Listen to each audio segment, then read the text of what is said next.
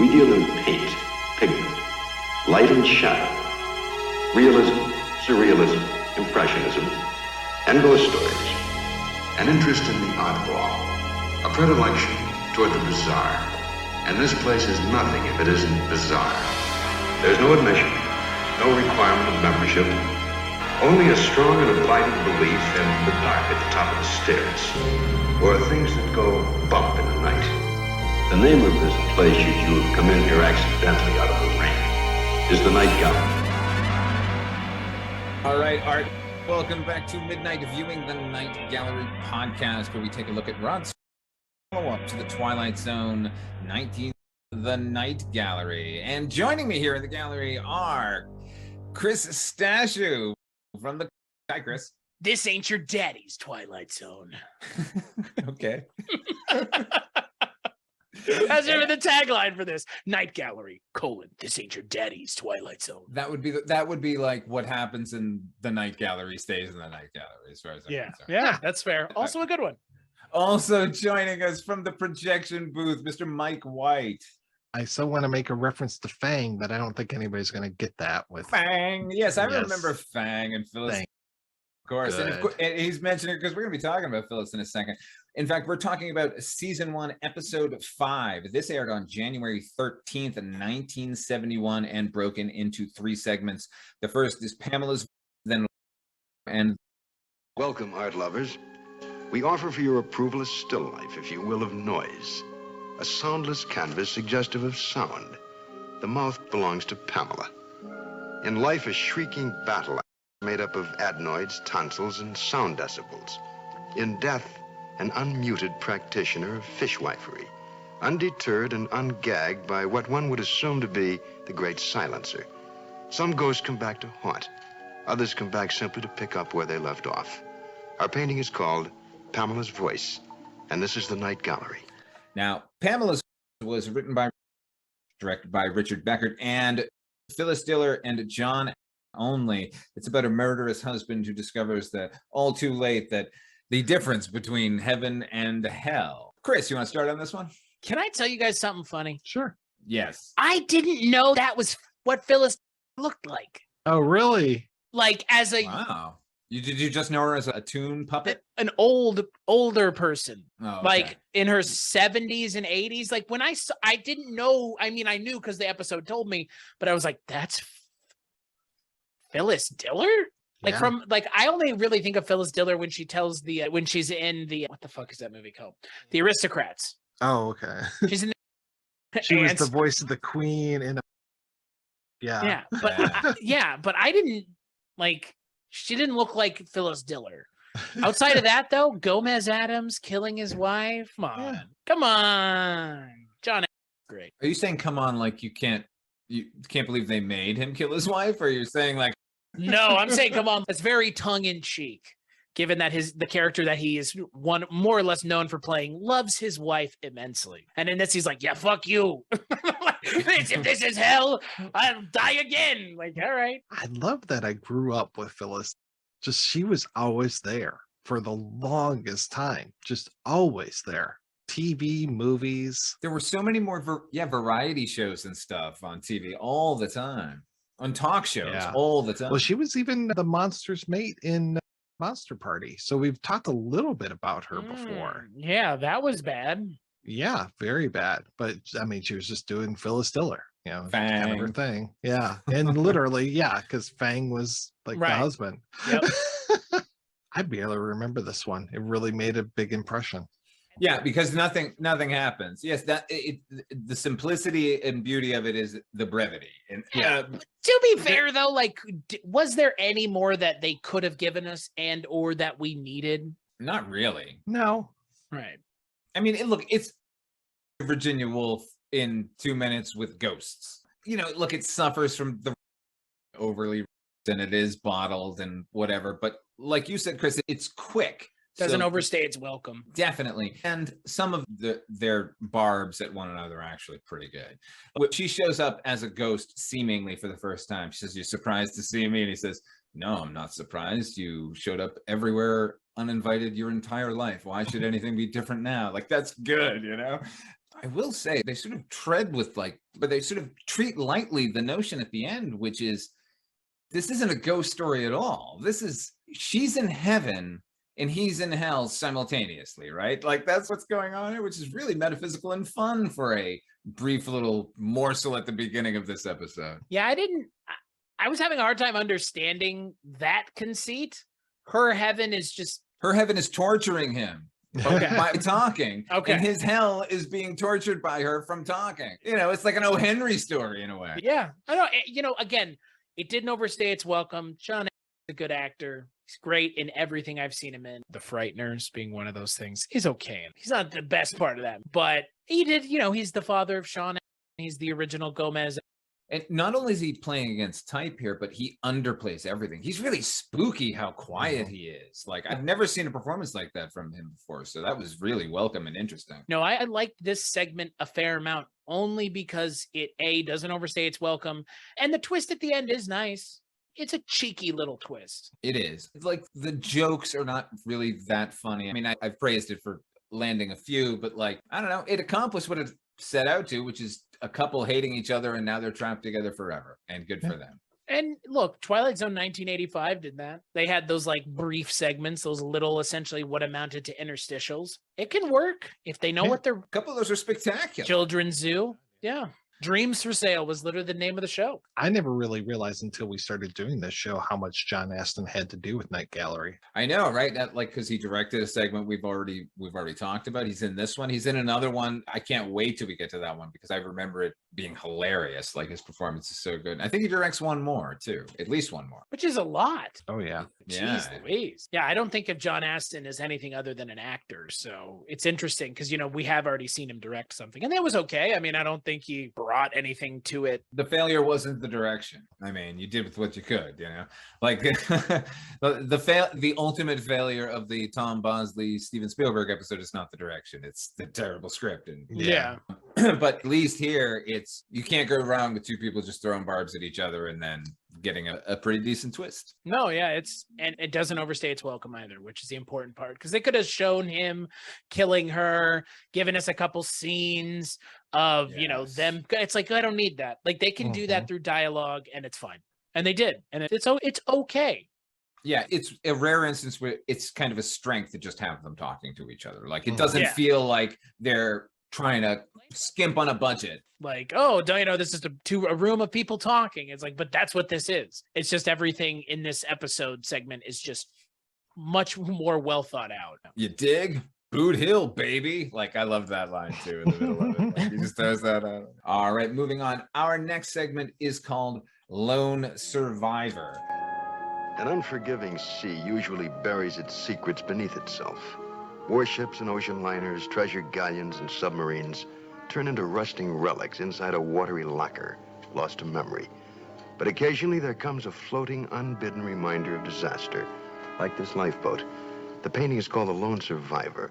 We'll put it in tow and see where she came from and what. Now, this one was written by Rod Serling, directed by Gene Levitt, starring John Colicos, Hedgley Mattingly, and Taryn Thatcher. Now, this one, a lifeboat is pulled from the North Sea, but its occupant isn't exactly what he seems. What'd you think of this one, Mike? I actually like this one. It goes on for a little too long with this whole thing of them pulling him up and he survived the Titanic. And I knew, pretty much right before they said it, I was just oh, they must be on the Lusitania. And then I'm oh, okay, so what's the next boat going to be that picks him up? The Andrea Doria? I don't know. But this whole thing of this doomed person. And I like John Colicos a lot. I really, obviously him in Star Trek being one of the best Klingons around. And just, he's been around forever. He's got, I know you call this face weird, but I love that face. I think that's really good. And I thought that he played that survivor, the titular lone survivor. I thought that he played him very well. I just now placed where he was from, Mike, because you said Star Trek. Right? Can you see him with the goatee? And holy shit, the OG Klingon. Yeah. Him and Mark Leonard were the original Klingons. Yeah. Yeah, no. And he was too. Galactica. Yeah. Yeah. He was scary. But man, yeah, It kind of reminds me in a way of a more subdued version of Richard Kiley's performance, where it's like a man racked with guilt, but with no way to deal with it. It reminds me a lot of that episode. And I think it's just, that episode, I think we are big issue with that episode was it went on too long. I think you're right. I think this one goes on one bit too much, because I think it could have ended when it was like the Lusitania, like that. You could have ended it right there. Right like there. It hits that moment pretty hard. And then it keeps going. And it's like, but what, like, you know what he's already said what he is. Like, you don't need to force feed me everything. Right. Yeah. But man, the idea behind this episode's fun. I like this idea of this, erstwhile dickhead who kind of did one thing and now he's being punished for eternity for it. Like, I like that. The punishment maybe doesn't fit the crime specifically, but holy shit, Night Gallery 3x paid back. Yeah, welcome to the Night Gallery, right? Yeah, I like this episode quite a bit. I have the same problem, I think, with you guys. It is just a little too long. And I think it's right at the top. Like you said, Mike, the procedural of pulling him up, like quarter ahead, the calling it up and down. And then and the problem is, I noticed it right away. You wouldn't have cared if even one shot showed us the ocean. If they had shown one lifeboat bobbing on a wave, then we wouldn't have cared. It was all interior set bound, and they're all just talking to each other, to the point where they're looking through the binoculars. They didn't even give us a binocular shot of the boat saying Titanic on the side. I kept thinking, like, do they understand this is a visual medium? Like, this, no. All of this can be, even if they use stock it's in footage, the Enterprise's. It's in the Enterprise's nurse. Enterprise's like first aid station is what it feels like. You know what I mean? Yeah. It's so fucking set bound. Like, oh my god, looks like it was filmed in a closet somewhere on the NBC backlot. Like, CBS backlot. Excuse me. I don't understand, because like the episode's idea is sound, but then everything else is just kind of like, are we trying here? Yeah, and like, why are we spinning our wheels for like 3 or 4 minutes at the beginning with that, like, we got to hoist them up. Now you look. Right, yeah, exactly. Yeah. What do you see? What the fuck is going on here? Get to the point. Oh, what a weird way to start. But once he gets on the boat, like, I'm on board. Guys, my favorite record growing up as a kid, I had this record. It was a Pickwick record called Famous Ghost Stories. And that's exactly what we get here. Like, it was for kids, obviously, just old famous ghost stories. When he tells the tale of the Titanic, man, I thought it was riveting. It's one of those cases where the set bound doesn't matter anymore, because the performance is so good and so captivating. The story he's telling is so good. What's weird is they tell us right at the outset that we're on the Lusitania. Like, they pull him out and go, he's on the Titanic, and then they pan over and show the Lusitania. Right. So now it's not a, oh my God, we're on the Lusitania. It's that as well. It's is he a lunatic or not? But we already know that the Lusitania is going down. So that's kind of a false start. But what they end up coming up with, this sort of human Dutchman, that none of those people are real, right? It's all set dressing to punish him, and he's going to have to keep doing it. And then he'll meet the ghosts of the Andrea Doria. Like, that's really frightening to me. And right before it happens, when everyone is gone and he's left alone on the deck to watch as the torpedo nears, like, that's pretty good. We've endured a lot this season, but this one I liked a lot. Yeah, I agree. It's a lot of fun. And yeah, it does kind of just go on a little too long, but they want to get their more contemporary one in there, Andrea Doria. I mean, the Lusitania is not, I guess it's kind of contemporary, but they wanted to go one step further. And I think by going one step further, I think it's one step just a tad too far. But you know what? It takes away time from some of the other less successful segments in this episode. Maybe it's not all bad. Did you notice that, like, so this is a period piece, right? This is the first this is the first period piece we've gotten from Serling for a long time. Notice how much better all the dialogue seems coming out of people when you tell me it's 1945. I'm like, oh, everything is good. Everything makes total sense, and everything's normal, and everyone's attitude is good. We're going to see it in the next one too. But like, Pamela's voice, like, he's trying, but it ain't there. And certainly not in previous episodes. Like, he was not a man of the moment. No, but that's okay when it was working in Twilight Zone. It's just now we're a little further ahead. Right. And again, this is more like a Twilight Zone than not. I mean, Oh, this episode segment for sure. if you peeled the color off of this and said this is from 62, I'd be like, absolutely, I remember this one. Yeah. Yeah, it definitely has that Twilight Zone flavor. Yeah. I mean, and it is a good twist, and Yeah. all the performances are good. Like, It's a good twist, but you can't do the same twist in the same episode twice. no, yeah, the Android one at the end, like, yeah, it's like him alone at the end, that's enough. We got the point. Like, we know it's going to happen again. It clearly happened again, Right. It was good. Yeah. Yeah, really good. What a refreshing change. Yeah. Yeah. Here in the Night Gallery. We move now from ships like the Titanic and the Andrea Doria to a small fragment of history. This little collector's item here dates back a few hundred years to the British Indian colonial period, proving only that sometimes the least likely objects can be filled with the most likely horror. Our painting is called The Doll, and this one you'd best not play with. All right. Now, the last segment is called The Doll. Now, this one was written by Serling, although he adapted this one. This was originally from a short story by Blackwood, directed by Rudy Dorn. This one starred Shani Wallace. Her name is spelled incorrectly. Wallace with an IS at the end. That's not right. John Williams and Henry Silva. This one's about a British colonel who's returned from finds himself the prey of a rather peculiar revenge. Mike, what'd you think of this one? Oh, I sure did like seeing Henry Silva. That was nice. And Henry Silva can play Or any not. ethnicity. He's like the lower budget Anthony Quinn, Anthony But even Quinn. more so than Quinn, right? I think you're right. Yeah. Yeah. like you could plug him into virtually anything and I go, yeah, okay, sure. If he had been the Jinn in the Make Me Laugh episode, like it could have Much worked. better. Yeah. I think, he would have been much better. And it wasn't like they were calling for Jackie to do a whole lot of comedy on that. So, Right. yeah, Silva's a funny Sil- guy. Silva wouldn't even need the turban. No, just those steely eyes. But yet they Yes. gave him a turban in this. Yes, they did. Yeah. Yeah. Boy. It's unfortunate this year. Yeah. And it all seems to be pointing in one direction. What's going on, Rod? I don't Did you have know. a bad experience in India, like in between when the Twilight Zone went off the air and this show came on? He's a big fan of characters wearing turbans. I think we all are, but that doesn't mean you have to take a white guy from Brooklyn and throw a little brown on him and we're going to pretend he's suddenly from, Right. At least he doesn't do a voice. That's I want to say that about Jackie Vernon as well. That's the Yeah. only silver lining in both these performances. Neither of these guys like sort of descended into Apu. right. Exactly. Yeah. And I wonder if they were prodded to do so and chose not to. Mm. Or really wanted to and chose, well, we'll never know, I guess. But like, thank God in the end, we didn't get that accent. But thank God we got John Williams as a creepy doll. Oh, certainly. Who's got that doll these days? God, that's the question that's on everyone's mind. Yeah.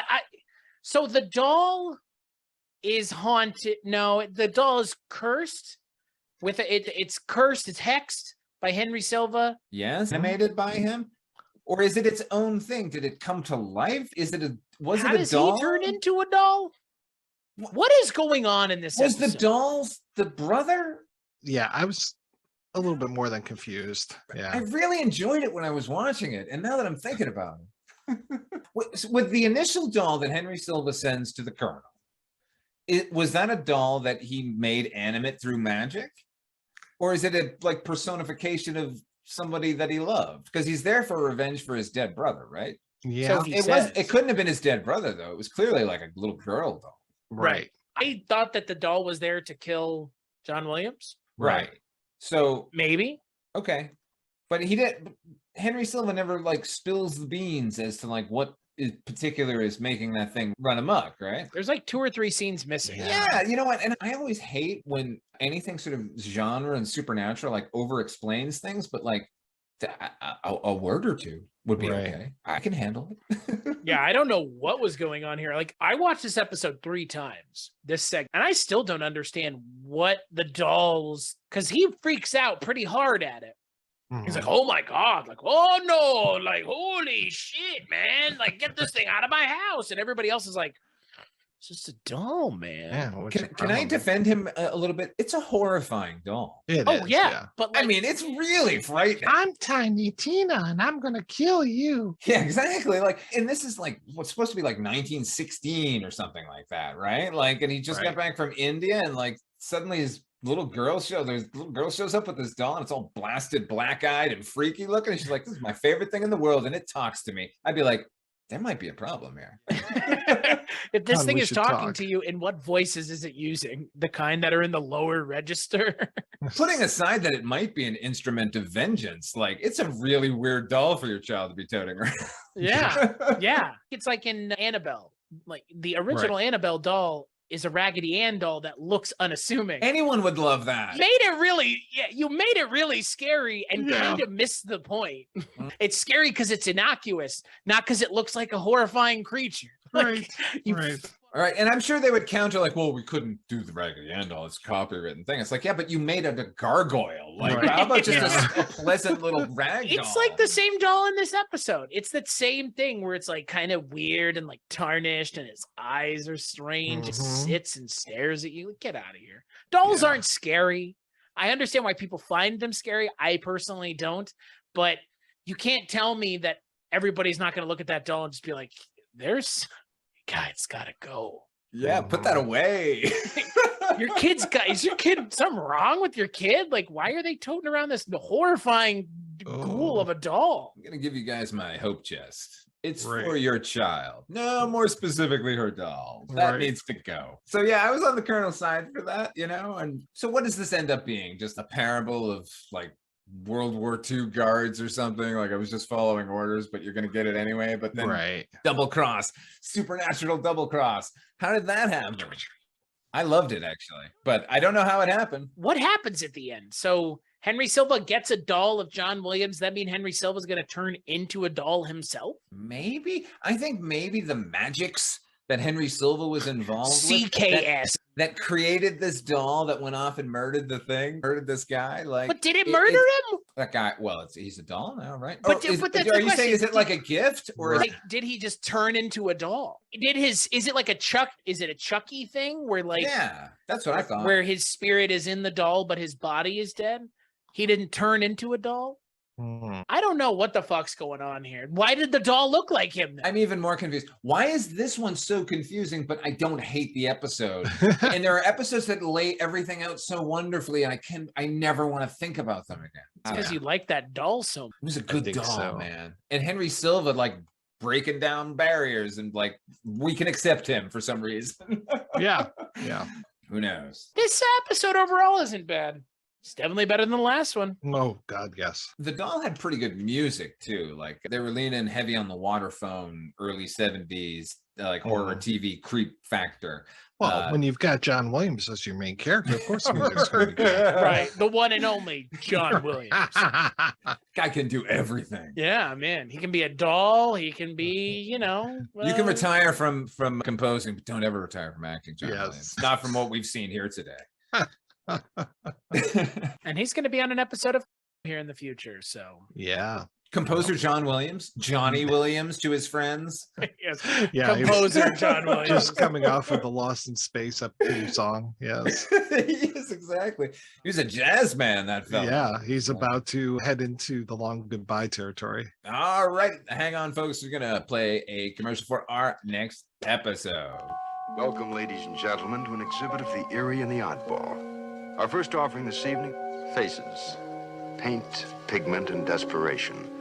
The quiet desperation of men over 40 who keep hearing footsteps behind them and are torn between a fear and a compulsion to look over their shoulders. The painting is called They're Tearing Down Tim Riley's Bar. Welcome, art lovers. We offer for your approval a painting which has to do with what happens to men who take a walk into nature's marketplace and exchange certain powers for other powers. The blind, we're told, for example, develop an extraordinary sense of touch. In this case, the story of a man who perfects the art of killing. Our painting is called The Last Laurel. All right, until then, where can people find you, Mr. That's my link tree. Go there for all the things that I work on. Some of the stuff I work on with Mike White. We do a show together. And on our next episode of this show, Jack Cassidy is in it, and he's in an episode of that we did. So that's Can't a thing. wait. Yeah, so that's a thing. And that was directed by Steven Spielberg, who directed an episode of this show last time we talked, and it was bad.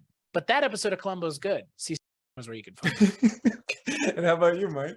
You can find me at, which is available at projectionboothpodcast.com.